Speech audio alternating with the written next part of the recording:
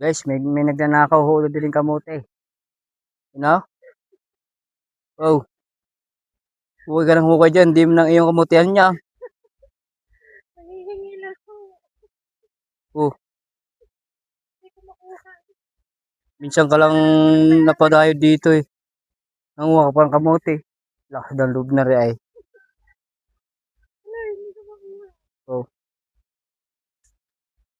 minsan lang kayo pupunta dito guys. Nanguha pa ng kamote. Nakaw po kami na kami. Oh, so, laki guys oh. No. Pero by the way guys, dito masarap pag-camping, no? So, ayan. Tulad yung sasabi ko guys, dito, pinag-isipan namin o pinagpalakan namin na magkakamping kami dito. Napakaganda. Ah, Boy Opel, yan. Boy, dito, sarap mag-camping. So, dito, nakaka-relax ng isip. Talaga naman ito.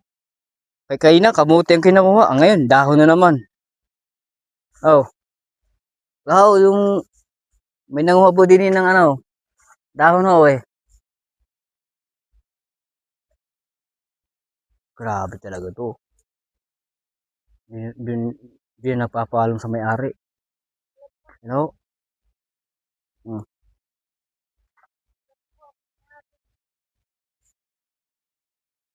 Guys, wala ng kamuti dito. Yung akala mo walang laman, pero pag hinukay mo ng pinakailalim talaga, marami siyang laman guys. Lalaki pa, yun oh. Yan, kamuti.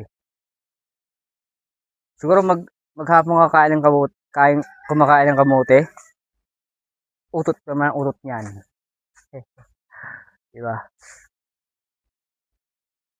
Ano?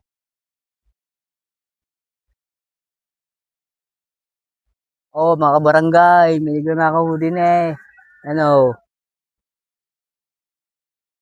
Dinamay na lahat, pati kamuti tsaka yung dahon. Ay, yung mga tanim-tanim mo dyan, ingatan nyo. Ay, ari pala yung magdurugas ng ano, mga tanim ng iba. Tirador, you know? Tirador ng ano, kamuti tsaka dahon. Ang dileto kay adyohin, yung niyog. Pataasan nyo, hindi yung adyo guys. Hmm. Yun. Uy, mangga drog oh. Mangga drog.